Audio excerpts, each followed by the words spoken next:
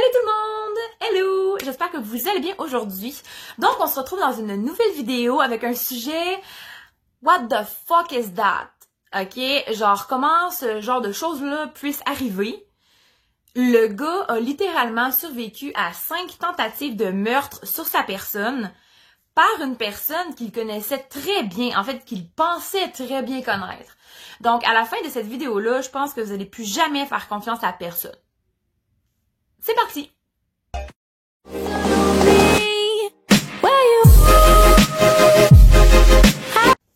Alors, notre histoire prend place le 23 septembre 2011 à Glénac, à Morbihan, en France. Pour les Français qui m'écoutent, dites-moi si je le prononce comme il faut. Ce qui m'étonnerait beaucoup. En fait, bon, c'est ça. Donc, on a Muriel Floury qui est dans sa voiture et en fait, qui essaie de faire du repérage pour aller porter le lendemain sa fille à une discothèque. Mais puisqu'elle ne connaît pas l'endroit, Muriel a décidé d'y aller une journée à l'avance. Donc, elle est dans sa voiture et soudainement, il y a un flat. Elle a une crevaison de pneus. Donc, elle va descendre de sa voiture et elle va appeler son mari qui s'appelle Lionel Floury, qui est au moment présent à la maison. Donc, il est environ 22h45 lorsque Muriel va appeler Lionel et elle va lui expliquer qu'elle a effectivement une crevaison. Donc, Lionel va tout de suite venir rejoindre sa femme et là, il va débarquer de sa voiture et il va marcher vers la voiture de sa femme. Au moment où il se penche pour regarder la crevaison, il y a un genre de gros singe qui saute dans le dos. Ben, en fait, c'est quelqu'un qui est en train de l'attaquer. Au final, Lionel va recevoir 7 coups de couteau dans la gorge, dans les poumons, dans la cage thoracique et dans la carotide d'ailleurs. Donc là, ben, Lionel, il est pas petit, il est quand même costaud, donc il se défend.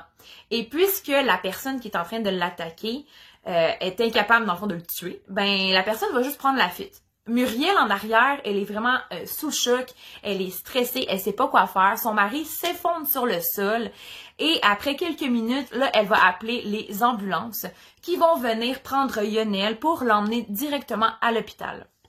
Pendant ce temps, Muriel va rencontrer les gendarmes et ils vont lui demander si elle connaît l'identité de l'agresseur et pourquoi elle se trouvait là. Donc en fait, bon, Muriel va leur expliquer le truc de la discothèque, le lendemain, le fait qu'elle savait pas c'était où et elle va dire en fait qu'elle ne connaît pas du tout l'identité de la personne qui a agressé son mari. Donc ça va rester là. Puis, les gendarmes vont demander à Alizée. Alizée, c'est la fille la plus vieille, en fait, du couple. Et, Alizée va corroborer les faits de sa mère qu'effectivement, elle était allée faire du repérage pour la discothèque. Donc là, voilà. Les enquêteurs vont continuer de faire leurs recherches. Et, en fait, il va prendre 3 semaines à Lionel à guérir. Donc, il va sortir de l'hôpital début octobre. Et là, en fait, les gendarmes vont regarder dans leur dossier, ils vont se rendre compte que Lionel, auparavant, est déjà venu 2 fois porter plainte pour harcèlement sur la voiture, là, pour dommage sur la voiture. Donc, il y avait déjà eu beaucoup d'autres choses, des clous sur les pneus, des fils de couper, les fils des freins de couper. Donc ça, c'était déjà dans le dossier. Et là, Lionel va retourner voir les gendarmes. Bon, les gendarmes vont leur demander, est-ce que tu as une idée de l'identité de la personne qui t'en voudrait? Est-ce que tu as des ennemis connus? Lionel va dire non, j'ai pas d'ennemis connus. Là, je fais ma vie, j'ai mes enfants, j'ai ma femme, j'ai mon travail, c'est tout, il n'y a pas de problème. Et là, il va dire que c'est ça, c'était déjà arrivé avant qu'il y avait des gens, il y avait quelqu'un qui avait endommagé la voiture pour peut-être essayer de le tuer au volant. C'est à ce moment-là, en fait, que Lionel va avouer qu'il a déjà eu une liaison avec une femme du nom de Nathalie, qu'elle était mariée avec un homme du nom de Philippe. Et il va vraiment soupçonner Philippe, donc le mari de son ex-maîtresse, parce qu'il a fini par le savoir que Lionel et Nathalie couchaient ensemble. Parce qu'un jour, en fait, Philippe a écrit à Lionel pour lui dire « Je sais ce qui se passe entre toi et Nathalie. Merci beaucoup d'avoir été un ami. » Donc, il va avoir certaines petites menaces. Bon, puis là, Lionel va dire à Philippe « Est-ce que tu vas en parler à ma femme ou c'est moi qui vais le faire? » Fait que là, bon, lui, il n'y a pas plus de nouvelles. Mais les enquêteurs vont vraiment comme continuer d'enquêter et ils vont vraiment disculper Nathalie et Philippe qui ont un très bon alibi. En fait, Philippe est revenu à la maison à 21h30 et ben en fait, Nathalie était là, donc ils ont passé toute la nuit ensemble jusqu'au petit matin. Donc, il y a rien à voir là-dedans. Mais en fait, ce qu'on sait, c'est que 1 an auparavant, Muriel avait annoncé à Lionel qu'elle était malade, qu'elle était atteinte de la leucémie et que, ben, durant son traitement, il y aurait plus de relations sexuelles. Donc, ça faisait déjà 1 an que le couple marié, parent de 6 enfants, n'avait plus de relations sexuelles. Et, ben, donc évidemment, Lionel, ben, il a fini par aller voir ailleurs, hein, les hommes. Donc, à la sortie de son hospitalisation, après avoir été voir les gendarmes, Lionel va retourner dans son domicile et il va reprendre le boulot à peu près comme avant. Donc là, il est guéri, tout va bien, il reprend sa job. Et puis là, ben, de jour en jour, de semaine en semaine, on dirait que son état de santé est en train de chuter carrément. Il est souvent fatigué, il mange plus beaucoup, il s'endort très très facilement. Il est faible, ses muscles sont faibles. Et ben en fait, ça y arrivait souvent d'avoir envie de pipi. Il était pas assez vite pour se rendre aux toilettes, donc il se faisait dessus. Ça a vraiment été comme quelque chose qui a fait dire à Alizée, sa plus vieille fille, écoute papa, il faut vraiment que tu ailles consulter. Là. Et plus les jours avançaient, et plus en fait ses pensées et ses paroles devenaient incohérentes. Comme s'il était en genre de psychose, mais tu sais, ça se peut parce que il y a eu un accident, quelques semaines plus tôt. En fait, une tentative de meurtre sur lui. Il a reçu 7 coups de couteau. Donc, ça se peut qu'il soit en genre de dépression, ça aille plus trop mieux dans sa tête. Donc, Alizée va lui dire, écoute, papa, va à l'hôpital psychiatrique, va prendre du temps pour toi, te reposer. Et même que t'ailles mieux, tu ressortiras.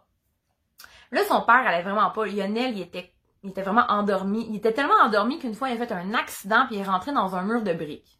Donc ça a vraiment été l'élément déclencheur. Puis finalement, il va aller à l'hôpital psychiatrique.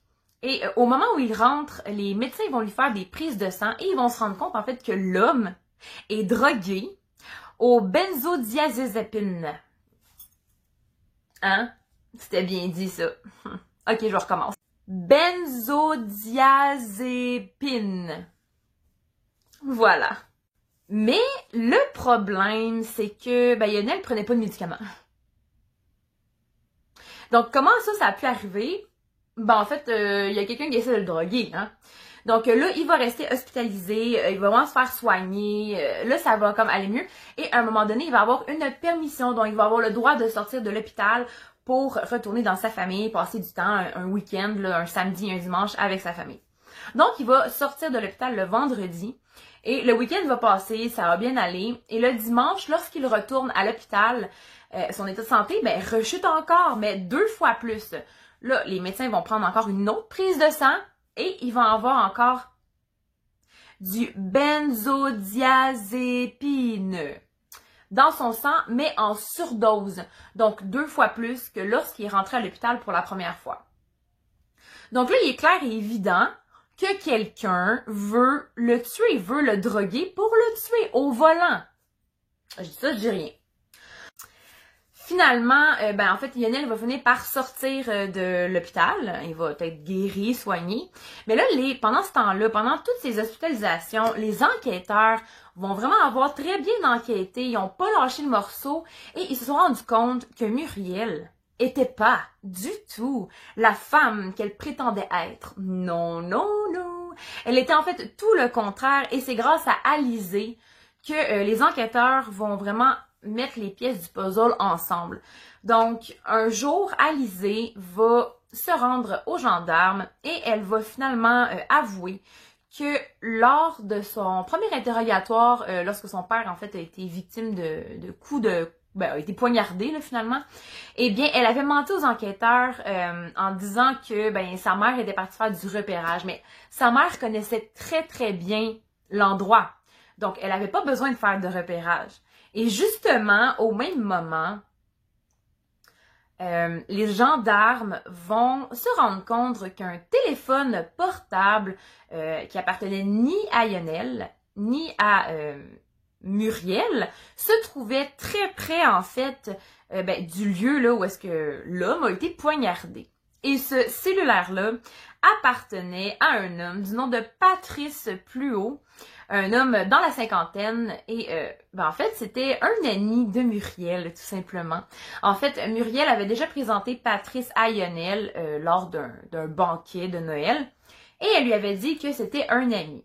Mais là, avec les aveux de Alizée, on se rend compte que Patrice était peut-être pas juste un ami, parce que, en fait, il faut savoir que Muriel était pas du tout malade.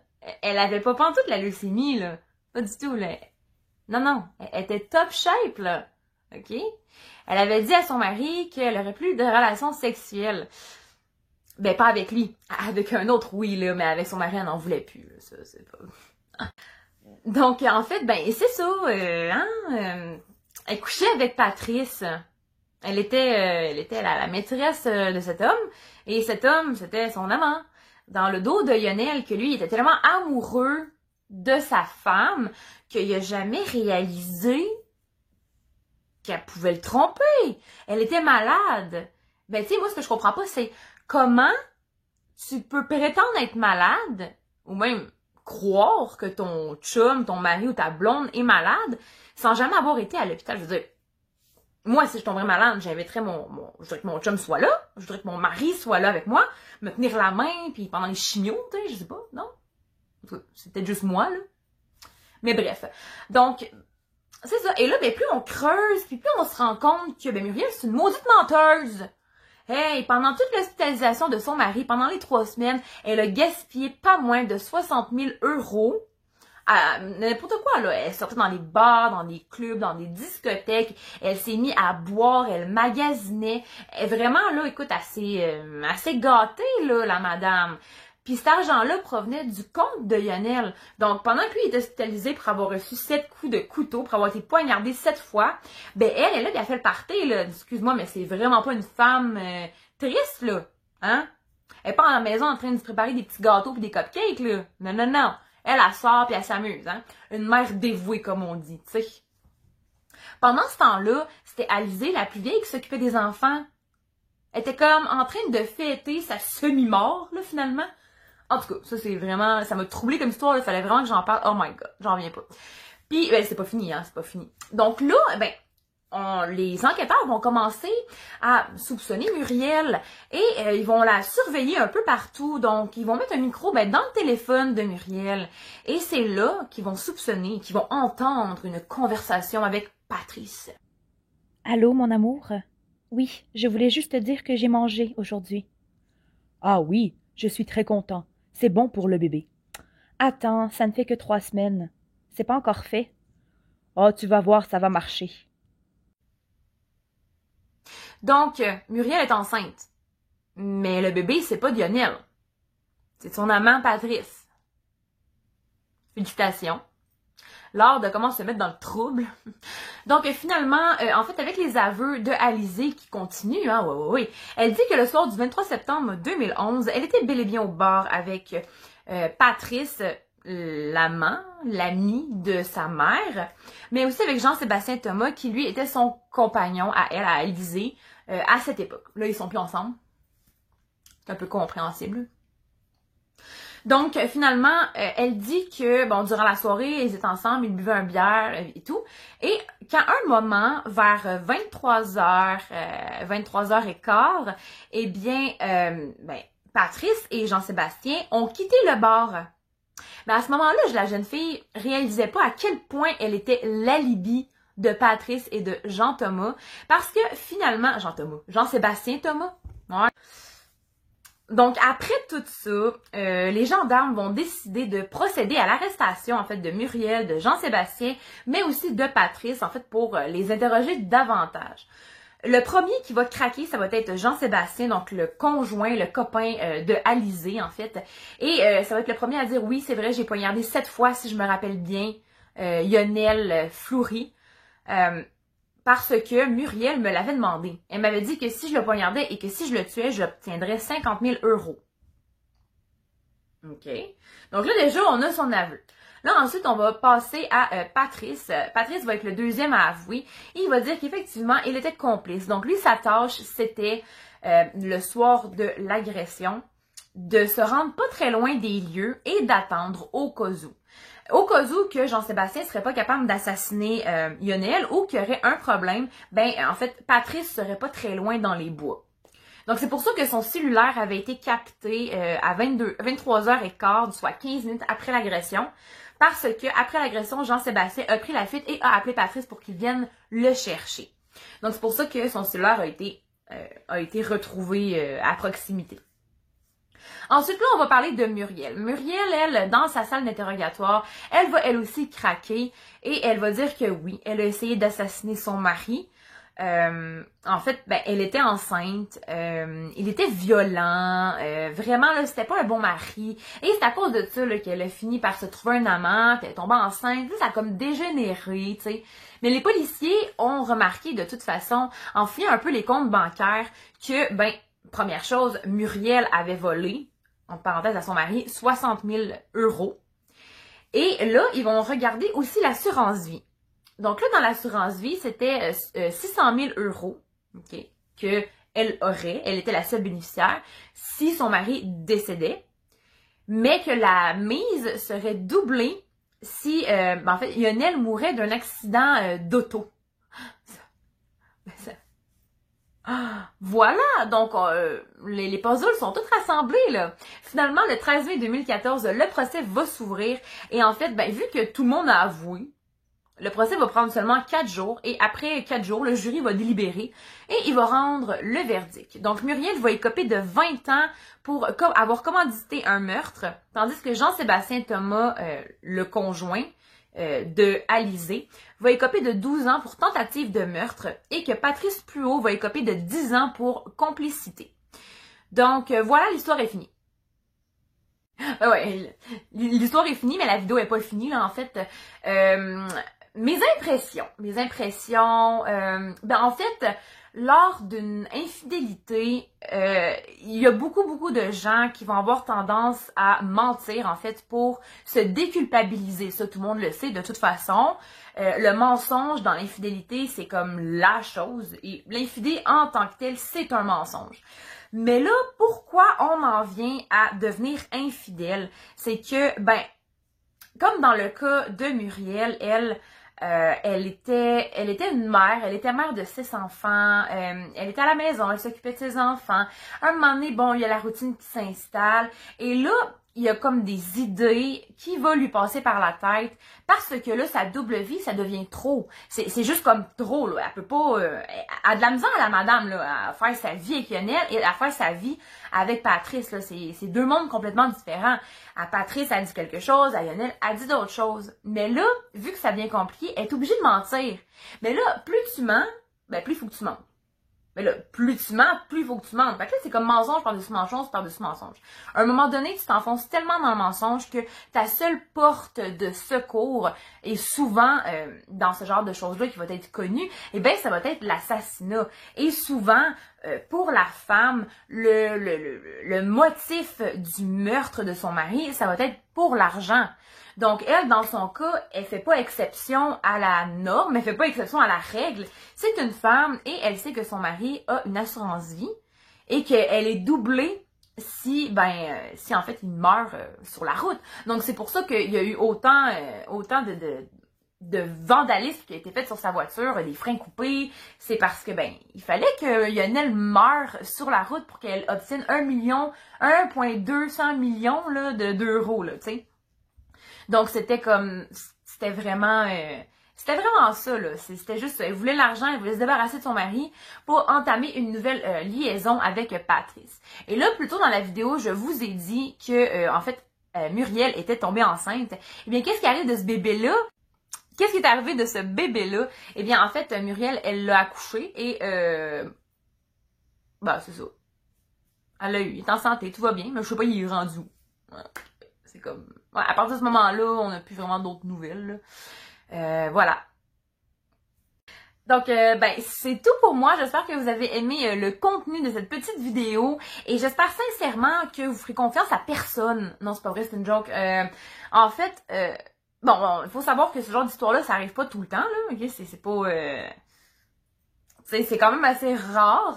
Mais je trouvais ça vraiment comme... Je trouvais ça fou parce que le gars, il a littéralement survécu à 5 tentatives de meurtre de sa femme, puis il a jamais rien vu. Mais tu sais, quand on dit l'amour rend aveugle, ben dans ce cas-là, c'était vraiment vrai. L'amour a rendu Lionel Fleury aveugle, mais c'était tellement un homme, c'est tellement, ben pourquoi je dis c'était, ah il est encore en vie là, il est encore, on recommence. C'est un homme tellement avec un bon fond, une bonté, un amour sincère, qui s'est même pas rendu compte, qui a même pas vu, en fait, tout ce que sa femme manigançait. Et je suis sûre que s'il avait ouvert les yeux juste un petit peu, qu'il avait été moins en amour avec sa femme, peut-être qu'il aurait vu quelques petits gestes, quelques petites paroles, tu sais, des regards échangés entre Muriel et Patrice. Peut-être qu'il aurait vu certaines choses, mais là, vraiment, dans cette histoire-là, on voit que l'amour rend aveugle. Et c'est là, c'est ça, toute la tristesse, en fait, de cette histoire-là, c'est qu'il était tellement en amour qu'il a même pas vu sa femme en train de comploter dans son dos. Lui qui faisait entièrement confiance, 100% confiance, il a jamais rien vu. Bref, en tout cas, c'est fou. Puis je pense que c'est vraiment un héros, là. 5 fois, là, il a survécu, là, c'est... Oh my god, j'en reviens pas. Donc, ben c'est ça, c'est tout pour moi. J'espère que vous avez aimé. Si c'est le cas, likez la vidéo. Abonnez-vous si c'est pas déjà fait pour me soutenir. Et ben merci en fait à toutes mes abonnés. Je suis vraiment contente. Ça fait comme juste 4 mois que j'ai ouvert ma chaîne. Et ben j'ai déjà 90 abonnés. C'est cool, c'est le fun. Fait qu'au moins je sais qu'il y a des gens qui me regardent, qui écoutent mes histoires. Et ben voilà, donc abonnez-vous, vous pouvez aussi activer la cloche des notifs pour manquer aucune de mes vidéos qui sortent normalement le samedi à 6h, 6h30. Ça dépend en fait de mon téléchargement, s'il se fait vite ou lentement. Donc voilà, c'est tout pour moi. Gros bisous et on se retrouve pour une prochaine vidéo.